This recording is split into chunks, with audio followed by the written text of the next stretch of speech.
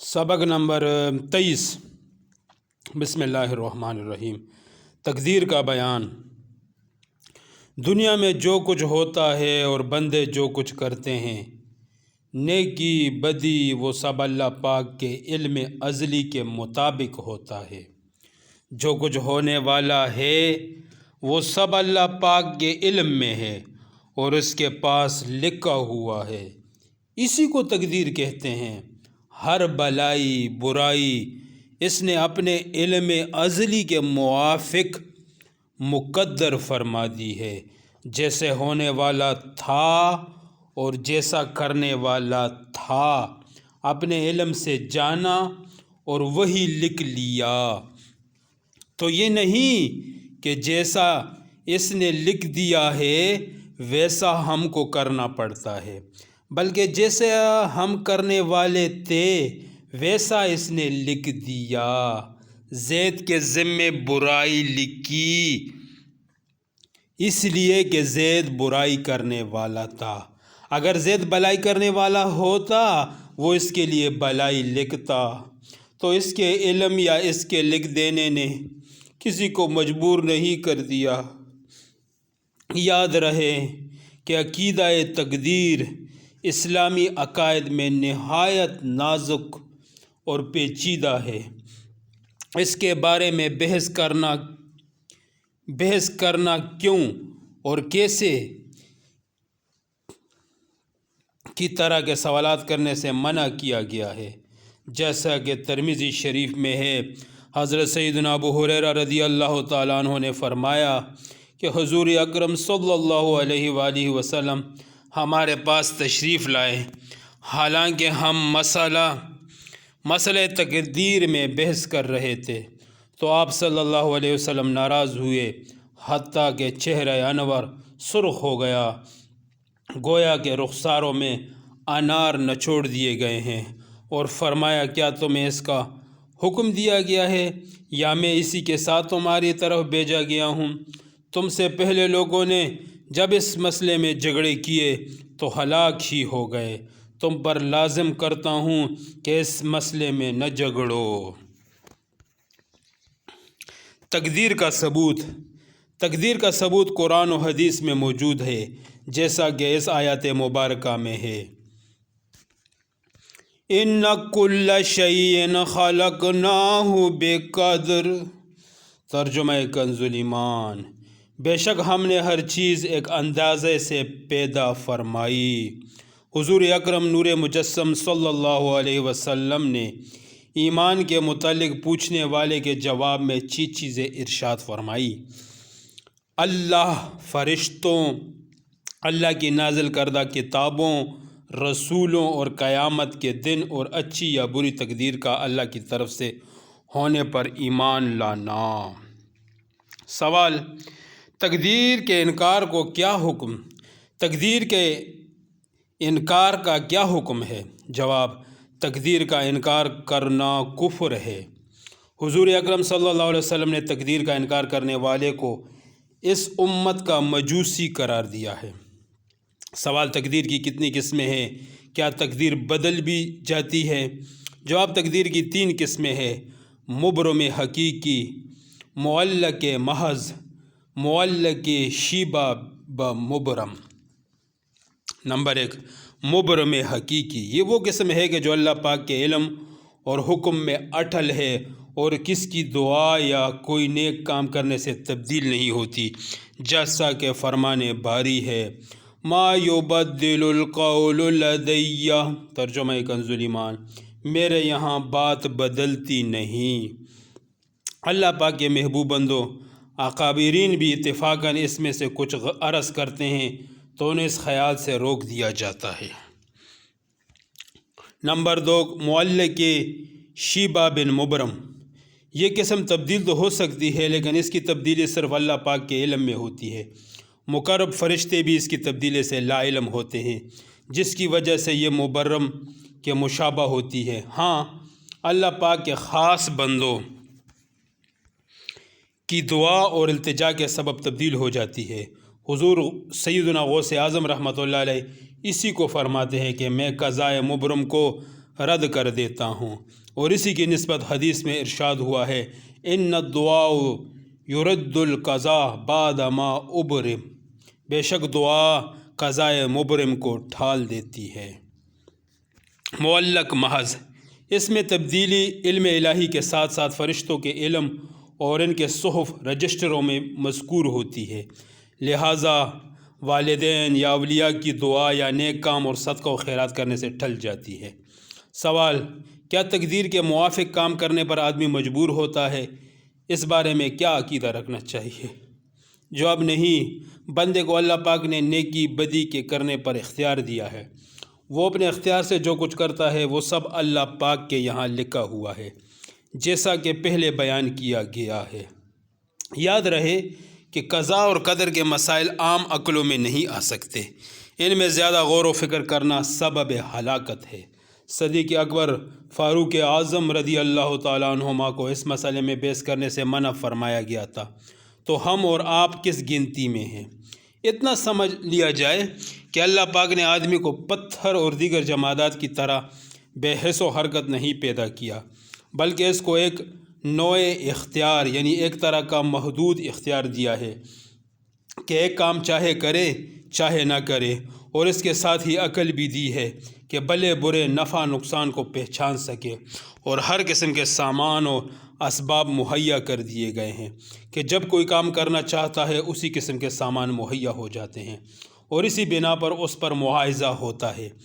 اس سچے عقیدے کو یاد رکھنا چاہیے اور دل میں بسا لیا جائے، اسی پر قائم رہا جائے، غیر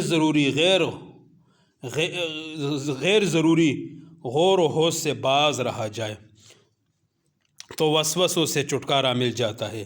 یہ عقیدہ بھی یاد رہے کہ اپنے آپ کو بالکل مجبور سمجھنا یا بالکل مختار سمجھنا دونوں گمراہی کی باتیں ہیں۔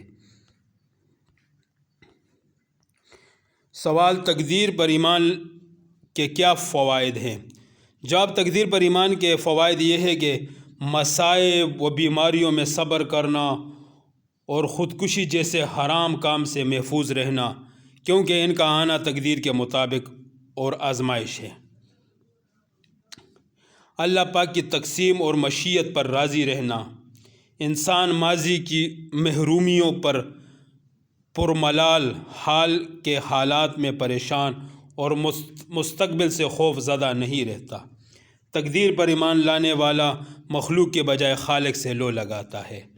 تقدیر پر ایمان حسد کا بہترین علاج ہے۔ بعض لوگ برا کام کر کے کہتے ہیں تقدیر میں ایسا ہی لکھا تھا، اس کے بارے میں کیا حکم ہے؟ جواب: برے کام کر کے تقدیر کی طرف نسبت کرنا، مشیت الہی کے حوالے کرنا بہت بری بات ہے، بلکہ حکم یہ ہے کہ جو اچھا کام کرے اسے من جانب اللہ کی طرف سے کہے، اور جو برائی سرزد ہو عزت شامت نفس اپنا قصور تصور کرے۔ سبق نمبر 24: موت اور قبر کا بیان۔ کیا کسی شخص کی عمر بڑھ یا کم ہو سکتی ہے؟ جواب: ہر شخص کی جو عمر مقرر ہے نہ اس میں کمی ہو سکتی ہے نہ بڑھ سکتی ہے۔ سوال: جب وہ عمر پوری ہو جاتی ہے تو پھر کیا معاملہ ہوتا ہے؟ جواب: ملک الموت یعنی حضرت عزرائیل علیہ السلام اس کی جان نکال لیتے ہیں۔ موت کے وقت مرنے والے کے دہنے بہنے جہاں تک نظر جاتی ہے فرشتے ہی فرشتے دکھائی دیتے ہیں۔ مسلمانوں کے پاس رحمت کے فرشتے، کافر کے پاس عذاب کے۔ مسلمانوں کی روح کو فرشتے عزت کے ساتھ لے جاتے ہیں اور کافروں کی روح کو فرشتے حقارت کے ساتھ لے جاتے ہیں۔ سوال: روح کیا چیز ہے؟ جواب: روح امر ربی ہے۔ اللہ پاک نے فرمایا قُلِ الرُّوحُ مِنْ عَمْرِ رَبِّی۔ ترجمہ کنز ایمان: تم فرماؤ روح میرے رب کے حکم سے ایک چیز ہے، وہ تمہیں علم نہ ملا مگر توڑا۔ سوال: کیا مرنے کے بعد روح فنا ہو جاتی ہے؟ جواب: روح کے جسم سے جدا ہونے کا نام موت ہے، نہ یہ کہ روح مر جاتی ہے۔ جو روح کو فنا مانے بد مذہب ہے۔ موت کے بعد روح کی جاننے، سننے اور دیکھنے کی صلاحیت نہ صرف باقی رہتی ہے بلکہ پہلے سے بڑھ جاتی ہے۔ سوال: کیا مرنے کے بعد روح کا جسم سے تعلق باقی رہتا ہے؟ جواب: مرنے کے بعد بھی روح کا تعلق بدن انسان کے ساتھ باقی رہتا ہے۔ اگرچہ روح بدن سے جدا ہو گئی مگر بدن پر جو گزرے گی روح ضرور اس سے آگاہ اور متاثر ہوگی، جس طرح حیات دنیا میں ہوتی ہے، بلکہ اس سے زائد۔ سوال: مرنے کے بعد روح کہاں جاتی ہے؟ جواب: روحوں کے رہنے کے لیے مقامات مقرر ہے، نیکوں کے لیے علیحدہ، بروں کے لیے علیحدہ، جہاں وہ اپنے مرتبے کے مطابق چلی جاتی ہے۔ سوال: روح کے مقامات کے بارے میں کچھ مزید بتا دیجیے۔ جواب: کافروں کی روحیں مخصوص جگہوں پر قید ہوتی ہے، جبکہ مسلمانوں کی روحیں کے مختلف مقامات بھی مقرر ہیں اور انہیں اور مقامات پر جانے کی اجازت بھی ہوتی ہے، جیسا کہ حضرت سیدنا امام مالک رحمۃ اللہ علیہ فرماتے ہیں: مومنوں کی ارواح آزاد ہوتی ہے، جہاں چاہتی ہے جاتی ہے۔ نبی کریم صلی اللہ علیہ وسلم نے فرمایا: مومنوں کی ارواح سبز پرندوں میں ہوتی ہے، جنت میں جہاں چاہے سیر کرتی ہے۔ عرض کی گئی: اور کافروں کی روحیں؟ ارشاد فرمایا: سجین میں قید ہوتی ہے۔ سجین 7 زمینوں کے نیچے ایک جگہ ہے جو ابلیس اور اس کے لشکروں کا مقام ہے۔ مرنے کے بعد مسلمانوں کی روح حسب مرتبہ مختلف مقاموں میں رہتی ہے، بعض کی قبر پر، بعض کی جاہ زمزم شریف یعنی زمزم شریف کے کنویں میں، بعض کی آسمان و زمینوں کے درمیان، بعض کے پہلے دوسرے 7ویں آسمان تک، بعض کی آسمانوں سے بھی بلند، بعضوں کی روح زیر عرش قندیلوں میں اور بعض کی اعلیٰ علیین میں، مگر کہیں ہو اپنے جسم سے ان کا تعلق بدستور رہتا ہے۔ جو کوئی قبر میں آئے اسے دیکھتی ہے، پہچانتی ہے، اس کی بات سنتی ہے، بلکہ روح کا دیکھنا قرب قبر ہی سے محسوس نہیں۔ اس کی مثال حدیث میں یہ فرمائی ہے کہ ایک طائر پرندہ پہلے قفس پنجرے میں بند تھا، اب آزاد کر دیا گیا۔ کافروں کی خبیث روحوں کے بھی مقام مقرر ہے اور آزاد نہیں گھومتی، بلکہ بعض کی ان کے مرگٹ مردے جلانے کی جگہ یا قبر پر رہتی ہے، بعض کی جاہ برہوت میں کہ یمن میں ایک نالہ یعنی وادی ہے، بعض کی پہلی دوسری 7ویں زمین تک، بعض کی اس کے بھی نیچے سجین میں، اور وہ کہیں بھی ہو جو اس کی قبر یا مرگٹ پر گزرے اسے دیکھتی، پہچانتی، بات سنتی، مگر کہیں جانے آنے کا اختیار نہیں کہ قید ہیں۔ سوال: جانوروں کی روح کہاں جاتی ہے؟ جواب: جانوروں کی روح ہوا میں معلق رہتی ہے یا جہاں اللہ پاک کو منظور ہوتا ہے وہاں رہتی ہے، اور ان کا اپنے جسموں سے کوئی تعلق نہیں ہوتا۔ سوال: آوارہ کون کسے کہتا ہے؟ آواگون کسے کہتے ہیں؟ جواب: یہ خیال کہ موت کے بعد روح کسی دوسرے بدن میں چلی جاتی ہے، ہوا و بدن آدمی کا ہو یا کسی جانور کا، اسے تناسخ یا آواگون کہتے ہیں۔ یہ محض باطل اور اس کا ماننا کفر ہے۔ سوال: منکر نکیر کسے کہتے ہیں؟ جواب: جب دفن کرنے والا دفن کر کے واپس ہو جاتے ہیں تو 2 فرشتے زمین چیرتے آتے ہیں۔ ان کی صورتیں ڈراؤنی، آنکھیں نیلی کالی ہوتی ہے۔ ایک کا نام منکر، دوسرے کا نام نکیر ہے۔ وہ مردے کو اٹھا کر بٹھاتے ہیں اور اس سے سوال کرتے ہیں۔ قبر میں مردے سے کتنے اور کون سے سوالات کیے جاتے ہیں؟ جواب: قبر میں مردے سے 3 سوالات ہوتے ہیں۔ نمبر 1: تیرا رب کون ہے؟ نمبر 2: تیرا دین کیا ہے؟ نمبر 2: تیرا دین کیا ہے؟ نمبر 3: حضور صلی اللہ علیہ وسلم کی طرف اشارہ کر کے پوچھتے ہیں تو ان کے حق میں کیا کہتا تھا؟ سوال: مسلمان ان سوالوں کے کیا جواب دیتے ہیں؟ جواب: مسلمان جواب دیتا ہے: میرا رب اللہ ہے، میرا دین اسلام ہے، یہ اللہ کے رسول ہیں۔ فرشتے کہتے ہیں: ہم جانتے تھے، تو یہی جواب دے گا۔ سوال: قبر کے سوال و جواب میں کامیاب ہونے والے مسلمانوں کے ساتھ کیا سلوک کیا جاتا ہے؟ جواب: اس کی قبر کشادہ اور روشن کر دی جاتی ہے۔ آسمان سے منادی پکارتا ہے: میرے بندے نے سچ کہا، اس کے لیے جنتی فرش بچھاؤ، جنتی لباس پہناؤ، جنت کی طرف دروازے کھولو۔ چنانچہ دروازے کھول دیے جاتے ہیں جس سے جنت کی ہوا اور خوشبو آتی رہتی ہے، اور فرشتے اس سے کہتے ہیں کہ اب تو آرام کر۔ سوال: کافر سے قبر میں کیا سوال کیا جائے گا؟ کافر ان سوالوں کا جواب نہیں دے سکتا۔ ہر سوال کے جواب میں کہتا ہے میں نہیں جانتا۔ آسمان سے ندا کرنے والا ندا کرتا ہے کہ یہ جھوٹا ہے، اس کے لیے آگ کا بچھونا بچھاؤ، آگ کا لباس پہناؤ اور دوزخ کی طرف کا دروازہ کھول دو۔ چنانچہ دروازہ کھول دیا جاتا ہے تو اس سے دوزخ کی گرمی اور لپٹ آتی ہے، پھر اس پر فرشتے مقرر کر دیے جاتے ہیں جو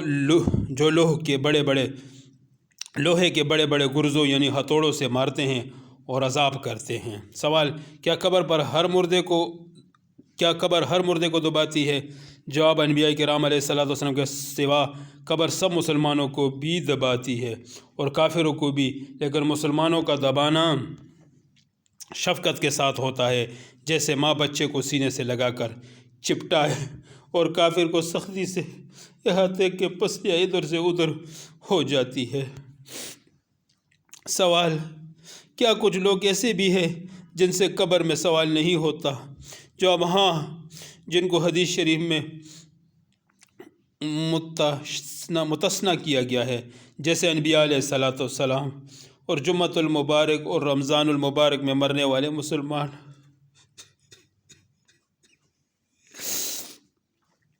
سوال: قبر میں عذاب فقط کافر پر ہوتا ہے یا مسلمان پر بھی؟ جواب: کافر تو عذاب ہی میں رہیں گے، اور بعض گناہگار مسلمانوں پر بھی عذاب ہوتا ہے۔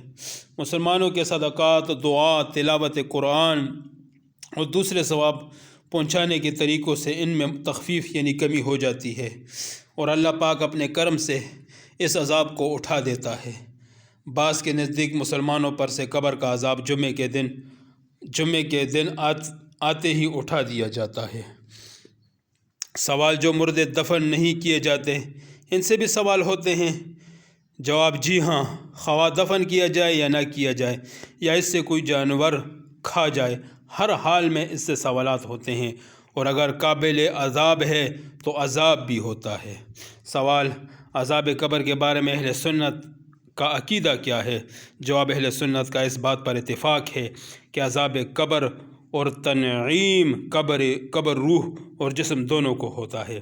حضرت سیدنا امام احمد بن حنبل رحمۃ اللہ علیہ فرماتے ہیں: عذاب القبر حق، یعنی عذاب قبر حق ہے، اور اس کا انکار گمراہ گر کے سوا کوئی نہیں کرے گا، اور گمراہ گر کے سوا کوئی نہیں کرے گا۔ سوال: کیا عذاب قبر قرآن و حدیث سے ثابت ہے؟ جواب: قرآن پاک میں ہے۔ ترجمہ کنز ایمان: جلد ہم انہیں دوبارہ عذاب کریں گے، پھر بڑے عذاب کی طرف پھیرے جائیں گے۔ رسول اللہ صلی اللہ علیہ وسلم نے ارشاد فرمایا: عذاب القبر حق، یعنی عذاب قبر حق ہے۔ سوال: کیا عذاب قبر سے محفوظ رہنے والے بھی لوگ ہوں گے؟ جواب: جی ہاں، شہید عذاب قبر سے محفوظ رہتا ہے، رمضان المبارک میں فوت ہونے والا، اسی طرح روز جمعہ یا شب جمعہ انتقال کرنے والا، روزانہ رات میں تبارک الذی بیدہ الملک پوری سورت پڑھنے والا، تلاوت قرآن کرنے والا، اسی طرح ہر وہ مسلمان جس سے قبر کے سوالات نہیں ہوگے، اسے عذاب قبر بھی نہیں ہوگا۔ امام عمر نصفی رحمۃ اللہ علیہ نے فرمایا: فرما بردار مسلمان کو عذاب قبر نہیں ہوگا، لیکن اسے قبر دبائے گی اور اس کی تکلیف اور خوف کو محسوس بھی کرے گا۔ سوال: برزخ کسے کہتے ہیں؟ جواب: موت کے وقت سے دوبارہ اٹھائے جانے تک دنیا اور آخرت کے درمیان برزخ یعنی پردہ ہے، پس جو فوت ہوا وہ برزخ میں داخل ہوا۔ سوال: برزخ پر کیا ثبوت ہے؟ جواب: برزخ کا ثبوت قرآن پاک سے ہے۔ ترجمہ کنز ایمان: اور ان کے آگے ایک آڑ ہے اس دن تک جس میں اٹھائے جائیں گے۔ امام مجاہد رحمۃ اللہ علیہ نے آیت کی تفسیر میں فرمایا: ما بین الموت الی البعث، یعنی برزخ موت دوبارہ زندہ کیے جانے کی درمیانی مدت ہے۔ سبق نمبر 25